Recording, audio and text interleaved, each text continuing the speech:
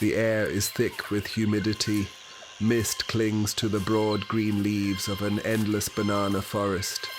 The jungle hums with unseen life, a cacophony of insects and distant mournful bird cries.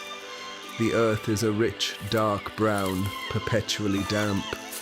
This is the birthplace, a place of silent, unyielding struggle. A single perfectly formed banana, vibrant green, hangs suspended in a cluster of its brethren. We will call it Musa. It is, for now, unaware of its destiny. They are born in the mud, these creatures, born into a world of incomprehensible green. They are silent observers, these bananas. They hang, ripening, absorbing the indifferent sun, the brutal rain. They do not ask why. We, the humans, we ask, and we receive no answer, only the crushing weight of the humidity. The thud of machetes. Sweat-soaked men, their faces etched with a profound weariness, move through the dense rows. They cut down entire stalks, each weighing 100 pounds, with a single, practiced blow. The stalks crash to the ground, a cloud of red dust and green fragments. It is separated from its stalk, from its family, a clean surgical cut. The sound is almost imperceptible, yet it signifies a universe torn asunder. It is bundled with hundreds of others, piled onto a crude wooden cart pulled by a stoic ancient donkey with eyes that have seen too much. They sever the umbilical cord of the earth, a violence necessary for what? For a brief, fleeting moment of sweetness. The donkey, you see, he understands. He carries the burden of fate without complaint. He is wiser than all of us. A dimly lit, corrugated iron shed. Women with calloused hands sort the bananas, washing them, applying strange chemical solutions to delay the inevitable. The air is thick with the sweet, cloying smell of unripe fruit.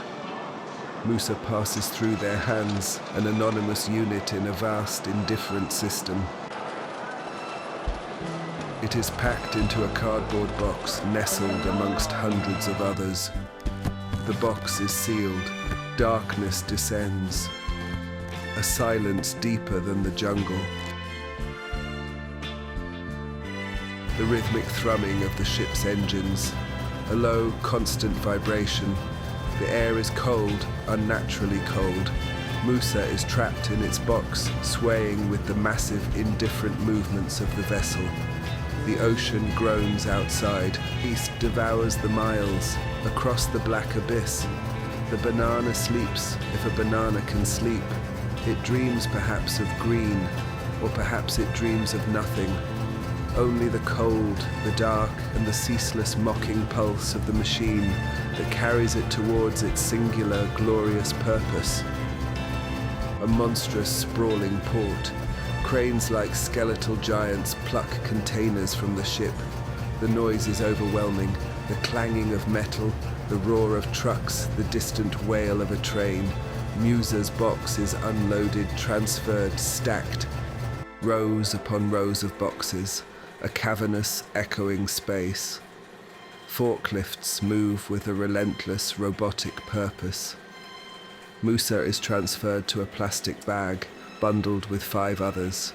Here, in this land of concrete and endless consumption, the final act begins.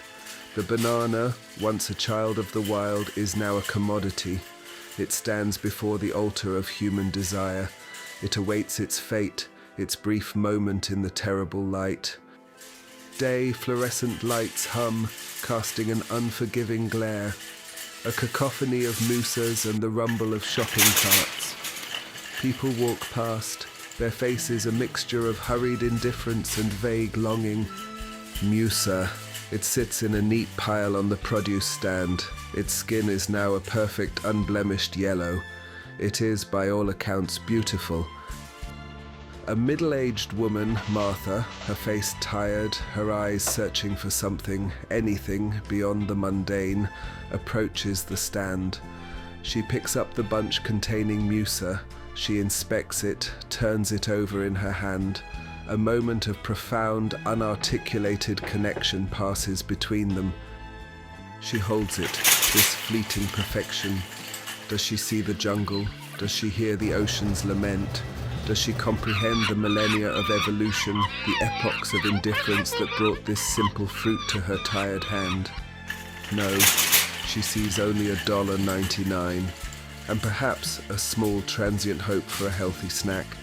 This is the grotesque ecstasy of our daily lives. Martha places the banana bunch into her shopping cart. It rolls past rows of processed foods, frozen dinners, the symbols of our sterile, predictable existence. The banana sits on a fruit bowl on the counter. The days pass. Its perfect yellow skin begins to freckle, small brown spots appearing like tiny, melancholic memories. The spots grow, the once firm flesh begins to soften, the sweetness intensifies, a desperate burst before the inevitable.